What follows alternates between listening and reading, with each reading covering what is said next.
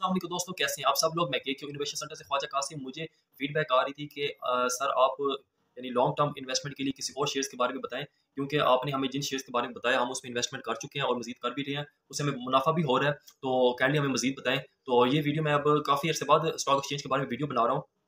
तो और लेकिन जो मैं आपके लिए स्टॉक लेकर आया हूँ, यानी बहुत ही चुन कर स्टॉक लेकर आया हूँ, यकीनन आपको सुन के इसमें इन्वेस्टमेंट करके बहुत अच्छा लगेगा। तो और आप इससे इसका प्रॉफिट भी इंजॉय करेंगे।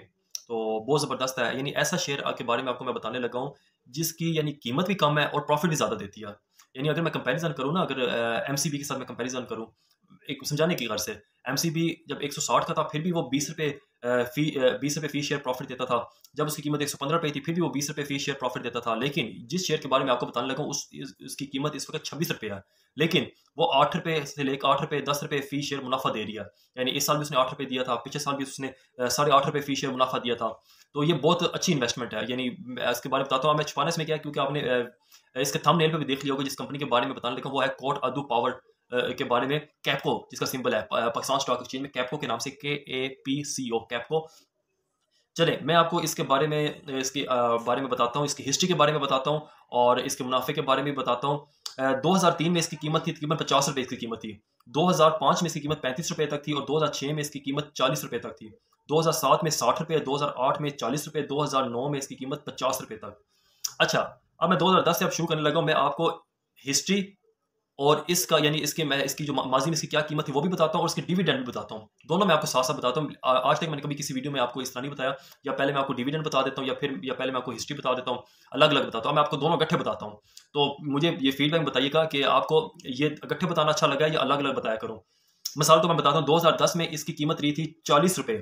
कैपको के शेयर की कीमत सन 2010 में 40 रुपये थी इसका, लेकिन इसका डिविडेंड इसका था 2.75 रुपये, 2.75। 2011 में इसकी कीमत गई 45 रुपये और इसने डिविडेंड दिया 6.5 रुपये। 2012 में इसकी कीमत 50 रुपये तक गई और इसने मुनाफा दिया 3.75 फी शेयर। 2013 में इसकी कीमत गई 65 रुपये तक और इसने मुनाफा दिया, डिविडेंड दिया 7.5, 7.5 रुपये। 2014 में इसकी कीमत 70 रुपये तक गई और इसने मुनाफा दिया 6.5, 6.5 रुपये। 2015 में इसकी कीमत हाईएस्ट 97 रुपीज, 97 रुपये तक गई और इसने मुनाफा दिया 8.95 रुपये, 8.75। 2016 में इसकी कीमत 75 रुपये थी तो इसने मुनाफा दिया 9 रुपये। 2017 में इसकी कीमत थी 50 रुपये, इसने मुनाफा दिया 9.05 यानी 9 रुपये 5 पैसे। 2018 में इसकी कीमत गई 60 रुपये, इसने मुनाफा दिया 9 रुपये 15 पैसे फी शेयर। 2019 में इसकी कीमत थी 27 रुपये फी शेयर, इसकी कीमत थी कैपको की, और इसने मुनाफा दिया 4.5 रुपये। 2020 में इसकी कीमत थी 15 रुपये और इसने मुनाफा दिया 3 रुपये। 2021 में इसकी कीमत थी 45 रुपये, 45 रुपीज, और इसने मुनाफा दिया 8.5 रुपये। 2022 में इसकी कीमत थी 27 रुपये या 26 रुपये तक अब इसकी कीमत है, तो इसने मुनाफा दिया 8 रुपये। अभी तक 8 रुपये मुनाफा दे चुकी है ये। आपने देखा होगा इससे जो हाईएस्ट लगा 97 रुपीज और लोएस्ट इसकी कीमत 15 रुपये तक लग चुका है। अब मैं आपको एक डिफरेंट तरीके से एनालिसिस करके आपको बताता हूँ। तो मेरी कोशिश होती है हर वीडियो में आपको डिफरेंट तरीके से बताऊं ताकि आपको समझने में आसानी हो। यानी अगर कोई एक आम स्टूडेंट, एक आम बंदा भी मेरी वीडियो देखे तो उससे आसानी से समझ आ जाए इसके बारे में। अब अगर मैं बात करूं सन 2022 में इसने कितना मुनाफा दिया। फर्ज किया किसी ने 27 रुपये के लिहाज से 1 लाख शेयर खरीदे थे, ठीक है। 27 रुपये के लिहाज से 27 रुपये की कीमत पे किसी ने 1 लाख के शेयर खरीदे थे, वो बनते थे 3,703 शेयर आए होंगे, ठीक है। उसे आप ज़रब दे लें 8 रुपये, क्योंकि 8 रुपये डिविडेंड मिला था, तो आपका साल का प्रॉफिट बनता है 29,630। यानी 1 लाख इन्वेस्ट किया तो 1 साल बाद 29,630 उसका रिटर्न मिल गया। तो अगर 1 महीने पे डिवाइड करें तो ये बनता है 2,469 रुपये, 1 माह का मुनाफा। इसकी कीमत 2022 में ऐसी थी, 26 रुपये तक थी, 31 रुपये तक गया, फिर इसने 4 रुपये डिविडेंड दिया, फिर इसकी 26 रुपये 31 रुपये तक कीमत गई, फिर ये इसने 4 रुपये डिविडेंड दिया, तो फिर ये 26 रुपये इस टाइम कीमत है।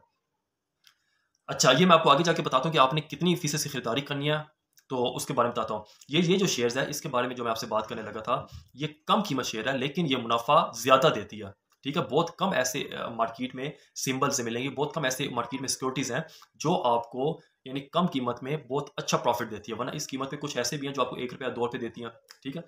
अच्छा, मैं 2021 की बात करता हूँ। तो और मैं अब इस बार ये बात नहीं करता कि इसने इस साल लिए तो उसे इस साल में इससे इतना प्रॉफिट हो गया। मैं वैसे बात आपसे कर रहा हूँ कि फर्ज के इसने 2021 में शेयर्स खरीदे हों।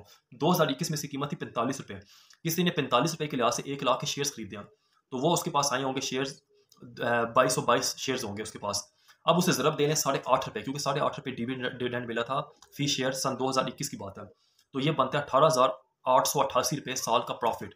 तो अब इसे तकसीम कर ले 12 से, एक माह का मुनाफा बनता है 1574 रुपये, यानी 45 रुपये में भी जिसने खरीदा था ना, तो उसे भी महीने का मुनाफा उस टाइम ये 1574 रुपये बना था। ठीक है, अब सन 2000, अब आप कहेंगे इसकी कीमत तो कम हो गई, वहाँ से नुकसान हो गया, वो चलो उस तरह मैं भी आता हूँ, आपको समझाता हूँ। सन 2020 में जो प्रॉफिट था, सन 2020 में इसकी कीमत 15 रुपये थी, 15 रुपये। ठीक है, तो उस टाइम इसने डिविडेंड 3 रुपये दिया था। चले मैं कहता हूँ एक बंदे के पास 1 लाख था, उसने 15 रुपये के लिहाज से शेयर्स 15 रुपये के लिहाज से शेयर्स खरीदे, तो उसके पास शेयर्स होंगे 6666 शेयर्स, 1 लाख के जो उसके पास आए होंगे। इसे ज़रब दे लें 3 के साथ, क्योंकि 3 रुपया फी शेयर डिविडेंड था सन 2020 में, तो ये बनता है 20,000 रुपये। ठीक है, अब 20,000 रुपये साल का मुनाफा, अब इसे तकसीम करें 12 से, तो ये बनता है 1666 रुपये एक माह का मुनाफा बनता है। इस वक्त मौजूदा कीमत मैं आपको बता रहा था 26 रुपये। ये मैं कह रहा हूँ लॉन्ग टर्म इन्वेस्टमेंट के लिए बड़ी बेहतरीन चीज़ है। आपको ये सोचे कि भाई अभी तो इसकी कीमत 26 रुपये कम ना हो जाए, मैं कहता हूँ फर्ज कि आपने इन्वेस्टमेंट काट दिया, ठीक है, अगले साल इसकी कीमत 8 रुपये कम हो गया, 26 में से 8 निकाले कितने रह गए, 18 रुपये रह गए। लेकिन अगर 8 रुपये कम हुई है, लेकिन आपको 8 रुपये मुनाफा भी तो देगी ना, कम से कम देगी। ठीक हो गया, तो ना आप नफ़े में ना नुकसान में, लेवल हो गया। ठीक है, लेकिन ये थोड़ा सा चांस है ना, लेकिन नुकसान तो नहीं हो रहा, यहाँ से कीमत बढ़ भी तो सकती है इसकी। आपको बताया सर अभी कम से कम 15 रुपये लॉस्ट किया हुआ है, तो ये तो बहुत यानी कीमती शेयर है, अच्छा शेयर है।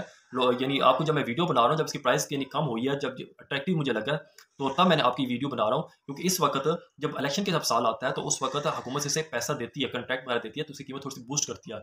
अब मैं आपको छोटी मिसाल देता हूँ, सन 2020 की, यानी ये हुकूमत के, यानी इसका काम क्या होता है।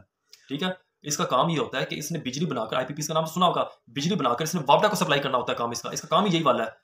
तो इससे जब हुकूमत से कंट्रैक्ट मिलता है, जब कंट्रैक्ट में तोसी होती है, तो ये अपने यानी शेयर होल्डर को मुनाफा डिस्ट्रीब्यूट करता है। सन 2020 की मैं अगर बात करूं, तो इसका EPS आप देखेंगे अर्निंग पर शेयर का बहुत अच्छा था, लेकिन इसने मुनाफा इतना खास उस टाइम नहीं दिया था, 3 रुपये दिया था।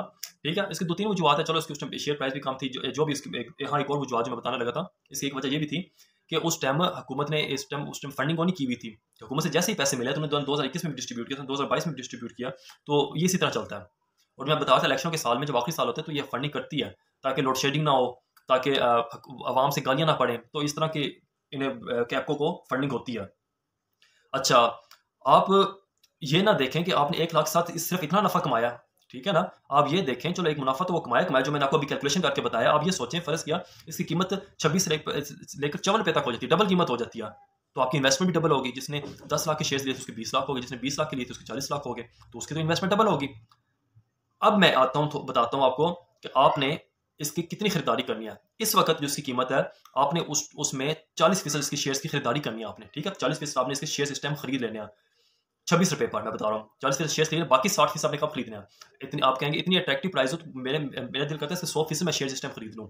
फर्ज के मैं नियत करता हूँ मैंने 1 लाख शेयर्स खरीदने हैं, तो मैं अभी 1 लाख शेयर्स खरीद लूँ, लेकिन नहीं, हम एहतियात से काम करते हैं। आपने मेरी वीडियो देखी होगी, हम एहतियात से चलते हैं, हम इस तरह नहीं चलते। अब मेरी जितनी वीडियो भी देख रहे हैं उसका फायदा भी हुआ है। हालात का नहीं पता होता मुल्क के, अचानक कोई शेयर्स की कीमत कम आ जाती है, तो आपको स्केलिंग करने में यानी एवरेज निकालने में बड़ी आसानी हो जाती है।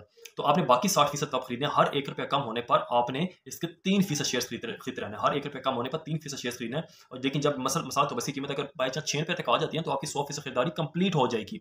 ठीक हो गया। अब आपने क्या करना है, फर्ज किया मैं समझाने के लिए कह रहा हूँ कि कोई 100 शेयर्स खरीदना चाहता है, तो इस वक्त वो सिर्फ उसके 40 शेयर्स खरीदे, बाकी हर 1 रुपये कम होने पर 3 शेयर खरीदता जाए। लेकिन अगर कोई इसके, मैं कहता हूँ कि अगर कोई 1 लाख शेयर खरीदना चाहता है ना, तो वो इसके इस टाइम 40,000 शेयर्स खरीदे। ठीक है, 40,000 शेयर्स खरीद ले और हर 1 रुपये कम होने पर 3,000 यानी शेयर्स खरीदता रहे। ठीक है, अब ये देखें ना, यानी मैंने आपको MCBC मिसाल दी थी, यानी ये कम कीमत वाला शेयर है, लेकिन मुनाफा इसका आपको ढेर सारा है। और मैंने आपको एक और बात बताई, मुझे नहीं लगता इसका कोई प्लांट बंद हो जाएगा। बड़ी यानी ना इसकी अफवाहें गर्दिश करती रहती हैं, भाई ये प्लांट बंद हो जाएगा, तो और यानी बस हुकूमत से कंट्रैक्ट मिलने की देर होती है, और इसमें क्या है। ठीक है, और मैं इसका अगर महल वकूफ़ भी आपको बताऊँ ना, आपको स्क्रीन पे नजर भी आ रहा होगा, इसका महल वकूफ़ भी आपको बताऊँ, ये मुल्तान और कोटादू के पास है। जब इसे किसी इस वजह से कोटादू पावर प्लांट भी कहते हैं, जो इसकी रहाइश जहाँ पर है, इस पावर प्लांट की रहाइश जहाँ पर है, वो मैं आपको बता रहा हूँ। ठीक हो गया। और एक और चीज़ जो आप लोग अक्सर सवाल पूछते हैं, व्हाट्सएप पे सवाल पूछ लेते हैं, तो और यानी कमेंट्स में सवाल पूछते हैं कि आप अपनी कंपनी यानी फिक्र में रहते हैं शेयर्स खरीद कर। आपने फिक्र करनी है, शेयर्स खरीदने से पहले फिक्र किया करें। आप लोग शेयर्स खरीदने से पहले फिक्र किया करें कि आपने शेयर्स खरीदना है नहीं खरीदना है, कि कंपनी के हालात कैसे हैं कैसे नहीं, पहले आप यानी सोचा करें। ठीक है ना, तो बाद में सोचने का फायदा नहीं है। रिश्ता करने के बाद आपने नहीं सोचना, उसके बाद आपने कंपनी पे छोड़ देना। आप यानी ये आपका काम नहीं, आपकी फिक्र करने से कंपनी ऊपर नहीं जाएगी, आप बस छोड़ दें। आप अपनी रोजमर्रा की जिंदगी में लग जाएं, आप अपने रोजमर्रा के काम में लग जाएं, घरेलू जिंदगी में लग जाएं, अब ये फिर फिक्र ना करें कि अब कंपनी ऊपर जाएगी नहीं जाएगी, कंपनी के अंदर बहुत से यानी अच्छे समझदार सीनियर लोग बैठे हुए हैं, तो और ये उनका काम है कि उन्होंने कंपनी को उनको गौर फिक्र करना, कंपनी को ऊपर लेकर जाना। ये अब आपका काम नहीं है कि आपने कंपनी को किस तरह ऊपर लेकर जाना है, आपके सोचने से कंपनी ऊपर नहीं चली जाएगी, ठीक है। तो आपने इस बस आपने जब खरीद लिया तो फिक्र नहीं करनी, जब आपको ज़्यादा टेंशन हो तो फिर आप मार्केट से बाहर निकल जाएं, अगर आपको ज़्यादा टेंशन लगे तो, ठीक है। उसको यही हाल है, फिर सोच आपकी फिक्र करने से तो मार्केट ऊपर नहीं जाएगी, ठीक है। तो और अच्छा, एक मैं आपको एक और राज की बात बताता हूँ, जो यानी अब स्टॉक मार्केट में जो इस टाइम पैसा लगा रहे हैं, जो भी पैसा लगा रहा है, तो मैं मेरे नज़दीक वो बड़ा बेहतरीन है बैंकों में रखवाने के बजाय। आप एक छोटी सी एग्जांपल देता हूँ, आप अपने मोहल्ले में नज़र डालें कि कितने लोग स्टॉक एक्सचेंज में इन्वेस्ट किया हुआ है, कितने लोगों ने किया। आपको शायद ही मुश्किल से कोई बंदा नजर आए, ठीक है। जब बंदा को नजर आएगा वो आपको कंगाल नजर आएगा, स्टॉक मार्केट से डूब गए किस तरह। मैंने आपको उसकी कई वजूहत बताई हैं, वो किस वजह से यानी होता है, बस लालच में आ जाते हैं, बस फौरी उसी वक्त 100% खरीदारी कर बैठते हैं, तो फिर घबरा जाते हैं, फिर मार्केट से नहीं जाते, कहते हैं मार्केट तो ऐसी है, जुआ है, फलां फलां, उसे नाम दे के निकल जाते हैं, कुछ उन्हें पता नहीं होता। तो अब वैसे हिसाब लेकिन लाखों में से यानी बहुत कम परसेंटेज के लिहाज से बहुत कम लोग हैं जो इस वक्त स्टॉक एक्सचेंज में हैं। होना ये चाहिए कि पाकिस्तान की 22 करोड़ आवाम है, तो कम से कम 12 करोड़ लोगों को यानी जब समझ लें जो कमाने वाला बंदा है, कम से कम वही स्टॉक एक्सचेंज में रजिस्टर उससे होना चाहिए। वो अपनी मर्जी का शेयर खरीद सके, वो सीमेंट सेक्टर में इन्वेस्ट करना चाहता है उसमें इन्वेस्ट करे, कोई टेक्सटाइल में इन्वेस्ट करना चाहता है उसमें इन्वेस्ट करे, या कोई क्या कहते हैं सरिया वगैरह ये लोहे इंडस्ट्री में इन्वेस्ट करना चाहता है, कोई बैंकिंग सेक्टर में इन्वेस्ट करना चाहता है, कोई ऑयल इंडस्ट्री में इन्वेस्ट करना चाहता है, यानी कोई जिसका जहाँ दिल है वो इन्वेस्ट कर सके, अपने हस्बे तौफीक इन्वेस्ट करे। तो वहाँ से फर्ज वो 1 रुपया इन्वेस्ट करता है तो उसे 1 रुपये के लिहाज से मुनाफा मिले, कोई 10 करोड़ इन्वेस्ट करता है तो उसे 10 करोड़ के लिहाज से मुनाफा मिले, तो होना ये चाहिए। लेकिन आप देखेंगे बहुत ही मामूली लोग हैं अभी, अगर ये मार्केट को बिल्कुल गिरा देंगे, जीरो पे ले आएंगे ना अगर ये बिल्कुल ही, तो कोई भी आगे जो बाकी लोग हैं वो भी निकल आएंगे, लेकिन इस तरह होगा नहीं। मार्केट में गुंजाइश पैदा की जाएगी, होगी मार्केट में गुंजाइश, ऐसा ये नहीं होता। ग्राफ कभी ऐसा नहीं बनता, ग्राफ में ऐसे ऐसे आता रहता है, ठीक है, अप्स एंड डाउन आते रहते हैं, ये एक यानी ये तरीकाकार है, ठीक है। तो अप्स एंड डाउन आते रहेंगे, तो आप समझ लें आप अभी शुरू के लोगों में हैं। अब ये ना समझे कि ये स्टॉक यानी हम बड़े पीछे हो गए, नहीं, आप अभी भी इन्वेस्ट करेंगे तो अभी शुरू के लोगों में है। तो और अब हाँ, जो आखिर में आएंगे उन्हें आप कह सकते हैं कि वो बहुत लेट हो गया, उन्हें इतना मुनाफा नहीं मिला, वो बात की बात है, उस टाइम देखेंगे क्या होता है। और इसलिए आप घबराया ना करें, आप ये देखें गिरदवामी आबादी के लिहाज से आप यानी बहुत खुशकिस्मत लोग हैं जिन्हें ये शौक, असल में हमारे शौक नहीं दिलवाया जाता, ठीक है। तालीम की कमी है, हमें किसी क्लास में नहीं पढ़ाया जाता, कॉलेज में नहीं पढ़ाया जाता स्टॉक एक्सचेंज के बारे में, यूनिवर्सिटी में नहीं पढ़ाया जाता। जरूरी है किसी ने इकोनॉमिक्स रखी या कोई खास फील्ड हो तो उसमें से पढ़ाया जाए, ये तो कॉमन सी फील्ड है, ये किताब में एक चैप्टर भी नहीं रखवाया हुआ, तो बताया नहीं जाता होता क्या। अच्छा, अब मैं आता हूँ, वीडियो लंबी हो रही है, मैं बताना चाहता हूँ इसके 52% फ्री फ्लोट शेयर्स हैं, ठीक है। अगर अब मैं आप इसके अब मैं आपको मैं आप तस्वीरें आप देखेंगे, सामने देख रहे होंगे, तो ये एक दिन का इसमें अप्स एंड डाउन है, यकम नंबर का आ गया, अब ये 1 महीने का है। अब 1 महीने में आप देखेंगे इसका 26 रुपये का लो लगा हुआ है, और बल्कि 25.5 का लगा हुआ है, और इसका हाईएस्ट लगा हुआ है तकरीबन 32 रुपये का 1 महीने में। अब 1 साल में अगर आप देखें, 1 साल में ये 36 रुपये तक हाई लगा है और 26 रुपये का लो लगा, यानी 1 साल में ये 10 रुपये में मूव किया, 26 से 36 के दरमियान इसने मूव किया अपने आप को 1 साल में। और अगर आप 3 साल का देखेंगे, 3 साल में तकरीबन 15 रुपये से लो लगा है और ये 40 रुपये से हाई लगा है, ठीक हो गया। और अगर आप 5 साल में चले जाते हैं तो 5 साल में देखें तो ये तकरीबन 65 रुपये से सब ज़्यादा लगा है और 15 रुपये का लो लगा है। और अब इसका ये मुनाफा भी आप देख लें, आपको मुनाफा मैं ज़बानी बता चुका हूँ। और इसके अलावा अच्छा, इसका कंपनी बैकग्राउंड के बारे में बताने लगा था। Kot Addu power company limited was incorporated in Pakistan on April 1996 as a public limited company under the companies ordinance 1984. Now companies act 2017. The principal activities of the company are to own operate and blah blah ब्ला।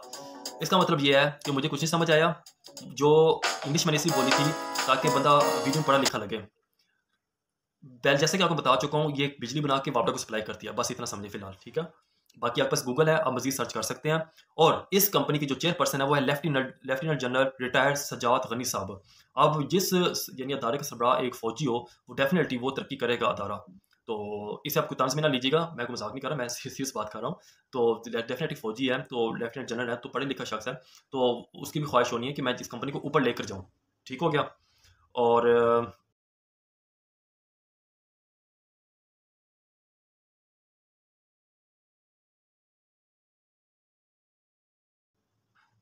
बाकी किसी ने अगर इस company में apply करना है, किसी के पास कोई काबिलियत है, ठीक है, उस यानी अदारे के लिहाज से अप्लाई करना चाहता है, तो इसका उनका ईमेल एड्रेस है जिस तरह आप अपनी CV ड्रॉप कर सकते हैं, वो है hr@capco.com.pk। मैं दोबारा रिपीट कर रहा हूँ, hr@capco.com.pk। आप इस ईमेल आईडी पे अपनी CV ड्रॉप कर दें। और इसके साथ ही ख्वाजा कासिम को दें इजाज़त। पाकिस्तान जिंदाबाद।